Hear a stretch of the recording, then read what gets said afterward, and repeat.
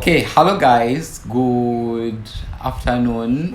From this side, I came all the way actually from my place to visit John and his wife here in Kireka, and we're about to have a serious conversation. You guys have been sending in a lot of questions. I did put up like a tag on my Instagram asking you guys share with me questions that you would love to know from John. We did share a lot, but we are going to try to also answer as much as we can. Yes, but before you dive into the vlog, make it the point that you subscribe, you like, you comment, and you share out with friends and family. John, I think you can introduce yourself for the second or third time. I don't know. My name is John, and this is my third time here. He's John Yan. He's my good friend. He lives in the States, and recently he did do with his wife a traditional wedding that sparked a lot of questions that you guys were here to answer. Yes. The first question, I actually the only thing I did, guys, I didn't write down like the names of specifically for the person who asked the questions, but I'm going to go as deep as I can with each question. As an American, what did you learn from the customs of Uganda for the wedding ceremony, and is that different from the wedding customs in the West? It's way different, yeah. So here is more honorable. Like, you have dowry. You speak to the parents before you do anything, before you even think about doing a wedding. You talk to them, you get their approval. You do pay. You pay a dowry because there's things involved like livestock, stuff like that. Yeah, so, like cattle, goats, or something like cattle, that. Yeah. And certain things that they would need and want. So that's it's a lot different. Here it is in form. We can say that here it is more in form of materialistic things that you have to present to the parents or to the family of the bride than how it is in the West, where you don't have to give anything. No, was the concept of dowry new to you, by the way? It's new to me, yeah. But I've heard about it. You have heard about it? Yeah, but it is new. That's not something we really do like in the States. Oh, like, you just link up and you get married. Yeah, no one needs to know. That is really, very, very, what's the right word to use? Obnoxious? Yeah. Something out of the blue. I don't know. Because most of the time here, parents really want to feel safe to whom they are giving their children to. Exactly. Even here in the, if you are from Uganda here, the central part of the country, traditional wedding is very, very important. Very important. You have to present. And the whole village knows that their daughter has gone with this man specifically. So in case of anything, it's very important. Yeah, everybody will know, and they see it more honorable too. Yeah, very, very honorable. It also brings that respect to the family. A lot of respect, yeah. And they'll respect you for it. Yeah, they will definitely. Guys, we're not going to spend a lot of time on questions because there are very many.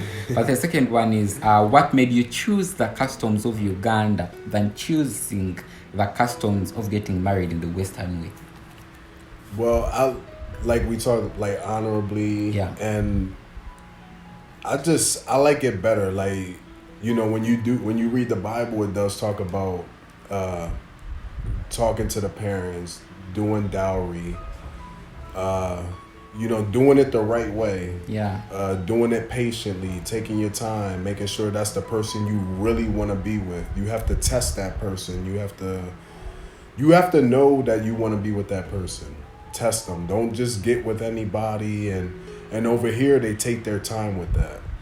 So that's one thing I love the most. Yeah, very right, because most of the time such functions carry a lot of, as we said earlier on, even from the first point, they carry a lot of respect, especially to the family, and also there is that sense of sense of commitment, something like that. Because like, it's not like just sex and then we just get married and stuff like that. Like, it's a lot of respect. You test that person, make sure you want to be with that person, spend the rest of your life with them, and then you work hard to make it happen. And then you come to the parents, you talk to them. everybody sees it more respectfully. So that's one thing that I love. More about more than the Western ways. More than the Western ways, yeah. Okay. So the third question: how did you feel on meeting the family, the village, and the community members? Yeah, how did you feel on that? I love the family. Like Deborah's family, like we always talk. But like the day of the wedding, like I was nervous as hell. Yeah, you were very nervous. I was like, he was very, very nervous. I was ready to run away.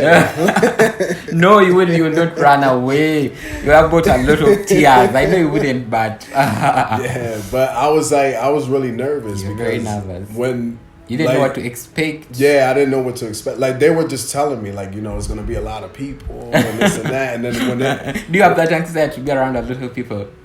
Well, I'm okay, but like when they told me, I was like, this is a lot of people, and then I didn't know anybody, so I'm like, I just wanted everything to be perfect. Yeah. I didn't want to do anything wrong. And you guys pulled it off very well. Like it was just everything. It worked amazing. So much. Like just everything was perfect, and I'm just happy. I think the extension to that question, it is how did you overcome anxiety? Yeah, because you said you were very anxious. Well, having you there, him and my best man, like they made me overcome everything. If you weren't there, like, oh my God, I would have probably ran away. No, don't run away. So like. Have someone that you trust with you, like, and friends, and have a good best man there too. Yeah. So Oscar was a very amazing, best man. Yeah. He was very welcoming, very kind. He welcomed us very well into the northern part of the country. Right. Yeah, he was, and he was awesome. Happy with the way and you too, like having you there, and like, so have people that you trust with you, have friends with you. And you'll be all right. You'll be all right like that. Yep. So the next question, guys, it is that this one, I think it's more of an extension. How did the community feel? Did you have that sense of, for example, seeing the community? People were very happy. I remember entering into the intro of the celebration. People were very happy with the elderly men. We were very, very jolly, dancing. Did you have that sense of feeling that these people are really genuinely happy? Or something like that. I always get the feeling of that they're genuine when I come to Uganda. Just all the people, they're real nice, real respectable, real helpful. I felt like it was my family there, and I didn't even know anybody. Like they welcomed me like I was a king. Like I felt like I was a king. They were very welcoming. The truth is, guys, they were very welcoming, and I also sensed that they felt very good. Yeah, very welcoming. Yeah, like I didn't feel out of place, or I really felt like I was a king. Yeah, like like for real. The next question, guys, how did you express yourself to win the trust of community members and get along with community? I think the question was just the person who asked the question wanted to know what attracted you to win the trust of those community members or the family. Let us start from the family. I think family, community. Right. To win their trust, just keeping my word. Keeping my word. Because you had promised that you are going to. Yeah, I promised that I was going to do this. I promised that I was going to do the dowry, do it honorably. That's how I won their trust. By doing it the right way. Yeah. So yeah. As short as that, keep your word. Really, keep your word and just do it the right way. That's gonna win the trust. What initially drew you to visit Uganda in the first place? And what keeps bringing you back multiple visits? I think this one is a question that you can just answer briefly. So what made me come is my wife. And what keeps me coming back is her too. Yeah. But friends now. So now I know you, her family. That's what's gonna keep me coming back. The more I come back, the more people I meet, the more I show to other people over there. So I feel like now this is my home, and that's just what's gonna keep me coming. Yeah, as briefly as that. Maybe the person who asked this question is new to the channel, but John in the first place became because of his wife, you know. Yeah. And the second time, now the third time, he fully has a home here in Kampala, Uganda. So maybe the person who asked this question is pretty new on the channel. The next question is, how has your perception of Uganda changed over the course of your visits? I could see it progressing like slowly as I'm coming. Like the highways, they're working on them more. It's more businesses. It's very right. Even like the solar. Like in the States, it's a lot of solar that's upcoming now. You can see that happening here. So it is progressing. I could see it progressing. Like over time. Yeah, over time. Yeah. Like even though I come, quickly, but it is progressing. And for the next question, John, how did you and your Ugandan wife meet? How did we meet? Yeah, how did you meet? So, so we met online. You met online. Yeah, they met online, and I think we have ever answered this question before. Yeah, they met online. If you haven't watched that first podcast episode, I'll definitely be leaving it linked in the description box below. Yes. This one is saying, can you share the story of how your relationship started? But you did answer this previously. Yeah. Yes. Yep. The second question, in this second lot, what made you decide to have traditional African wedding with your Ugandan wife? Was it important for both of you to incorporate culture elements in your wedding? Yeah, it was very important. Yeah. What made me want to do it is I'm coming to her country, so I want to do it, the way they do it. They do it. I didn't want to really bring the Western culture. Yeah, incorporate it into. Yeah, I already know how that is. Like, I wanted to experience this. Yeah. Like, if I have kids, I would want the man to come to me, talk to me, and it's more respect. Yeah. So that's what made me want to. It also builds that trust, I think. Yeah, it builds the trust. The relationship will be better. More love. It's something you work hard for. Like, so it's better. It's better to me. What aspects of the Ugandan wedding ceremony did you find most interesting or unique compared to the American weddings? I found everything about it unique. Just the dance. Yeah, the dancing, the food, and the way those older men were like, oh man, like tribal dancing. Like, these men were like 70 years old, moving like they were like 13. You're not gonna see that in the States. Like, you see old people, moving slow. Like, no, they were jumping, and everything was just great. Very jolly, very joyous, full of energy. Full of energy. I was like, oh my god. So that was the most thing that stood out for you. Yeah. Just everything about the colors, the way the people dress, the happiness on their faces, like, just everything about it was perfect. Yes. That is amazing. The next question is, how did your family and friends react to the traditional African wedding? Were they supportive or surprised by the culture differences? Yeah, my family is very supportive. Yeah. And my friends, like a bunch of my friends knew I was coming. They're very supportive. You'll have some negative people, but I don't care what they say, But as for my family, very supportive. Have you talked to them yet? I talked to my mom. I've talked to my brother about it and everything. Like, before I came, just very supportive. Amazing. That's amazing that they're supportive. Yes. Did you participate in any pre-wedding rituals or ceremonies? If so, what were they and what did they entail?